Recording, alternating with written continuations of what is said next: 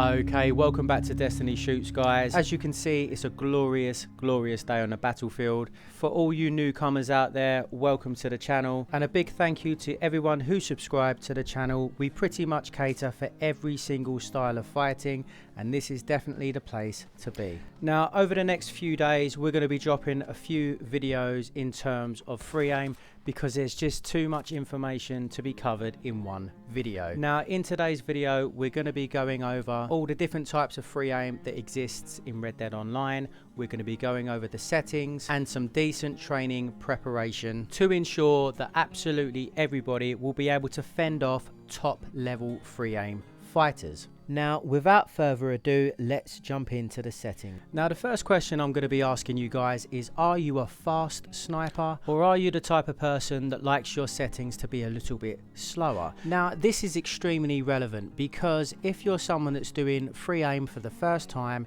and you're not a fast sniper, you're not going to be used to the settings being this fast. So I would always recommend, if you're a new player or anything like that, to start with slower settings. And I'm talking about the look sensitivity and the look aim acceleration. Always start slower and build your way up in a more gradual pace. Now, if you're already comfortable with your sniper settings, don't worry, because you don't need to change anything there whatsoever. And I'm talking about your first person controls. Now, unless you're running around constantly in first person mode, you don't need to change a thing. Now, by an absolute mile, the most important thing when it comes to free aim is the outside circle surrounding the dot. Now, this is without a doubt why so many people have so many problems with free aim when it comes to Red Dead Online, because the second you aim your weapon, the outside circle is massive, and you can't really take a shot until that becomes very small, which is going to ensure you've got 100% accuracy. But as you can see in the background, guys, you can see that I've been firing relatively fast, and you can see that the outside circle remains pretty large. Each bullet that I fire will land within that larger circle, but there's no telling where that's going to land on your opponent, and the chances of you actually making a headshot are very slim.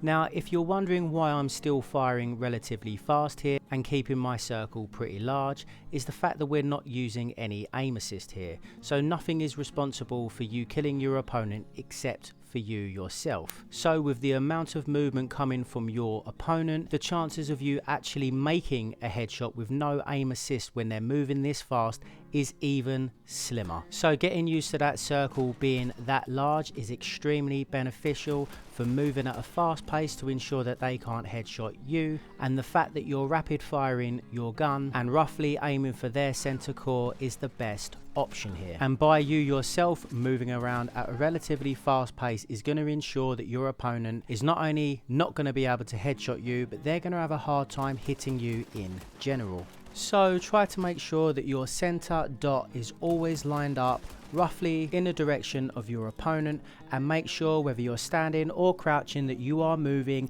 left to right or in some sort of circular motion, so your opponent is having an extremely difficult time shooting you.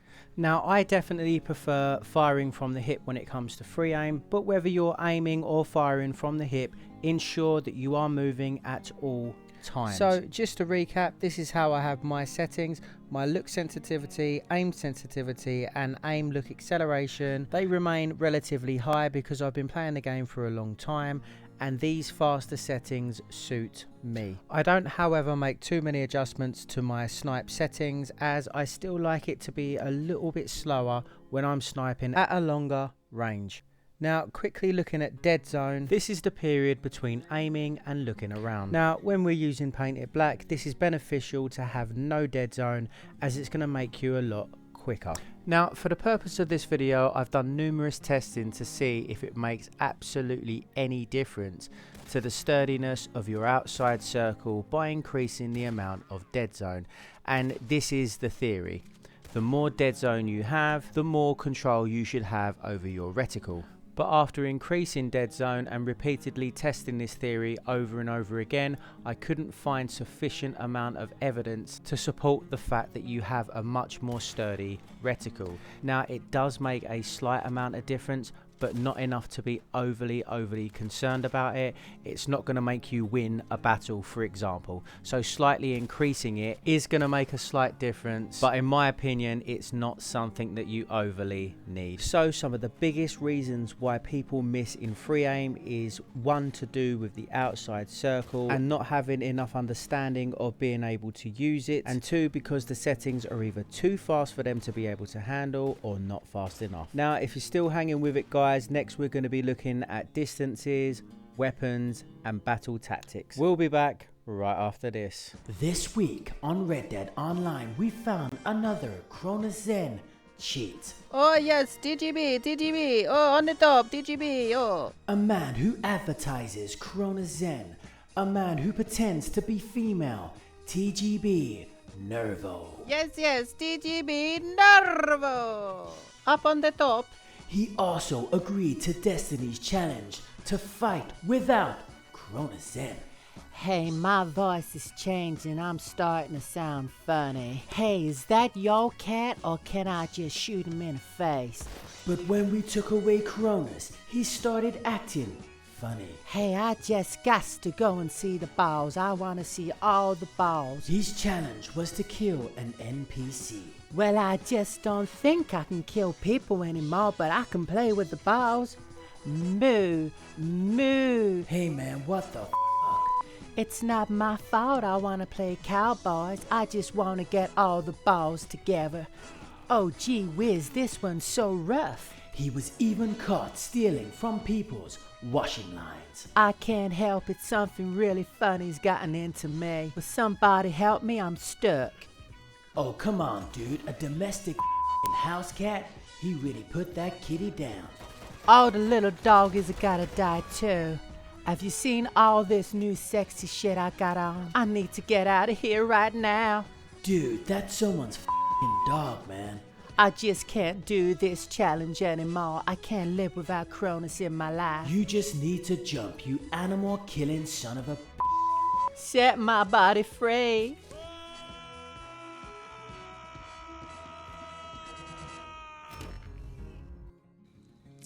I insist. Okay, moving on, guys. Big shout out to Demon 8 Inside. Excellent win over the weekend. And thank you very much for accompanying me through some free roam missions and some showdown series. Pleasure fighting with you. And most definitely an excellent demonstration of what an elite player looks like. Keep on grinding it out. And big shout out to Kavuchi for assisting me in free aim and pushing my own accuracy skills to the absolute limit. And if any of you guys out there can make sense of what's going on in this video, it certainly looks bizarre from my point of view. Let me know in the comment section below. Is this a lag switcher? What on earth is going on here? Now let's quickly take a look at the different types of free aim that's actually out there today. You've got obviously hardcore series, but when it comes to hardcore series, all the aim assists are up. So basically what that means is when you aim towards an opponent, the aim assist would encourage your reticle towards your enemy, making it a little bit easier for everybody. Now I know that you hardcore free aimers out there don't really appreciate that type of thing because you like to keep things original. However, the only way to actually ensure that this is happening on both sides is to both join in the same posse where there is no aim assist. Make sure your friendly fire is active and both of you are going to be on a level playing field. And to be absolutely honest, this is the single best way to being able to practice with one of your friends within the same posse, no aim assists, and it gives you a rough sense of what's going on. Now before you enter something like a hardcore series, being able to do this with no aim assist is going to make you incredible. And when you enter a hardcore series and your aim assists are back up, you are going to be amazing. So my first suggestion for free aim to get better and progress with free aim is if you're fighting on your own, you need to take the aim assists down and get used to fighting in that way first. Now you can do this at Thieves Landing. You can try it on something like a legendary bounty, but remember guys, it's incredibly difficult the first time that you're trying it. If you're within a posse and friendly fire is actually switched on so you can hit each other, then I'd recommend doing this all day long. Maybe go to Armadillo, go inside the box, one in, one out. When someone makes a kill, the next person then comes in, and so on and so forth. If you're really good, then you're going to win game after game after game, and that's when you know that you're getting the knack for it. Now in terms of overall weapons, I'm definitely going to be recommending powerful, fast weapons. Now for further away, you can use something like a Lancaster. It's extremely hard to hit from that distance, but you will get used to it. When you do get more mid-range, you can use revolvers. I personally use the Schofield revolver.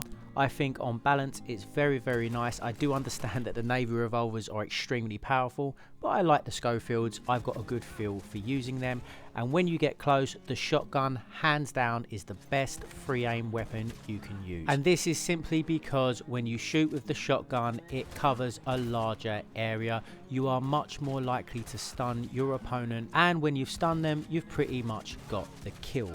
Now guys, I can't emphasize enough that we are only just starting in terms of free aim. We're going to be taking on players that can lock on you, players that can paint it black on you.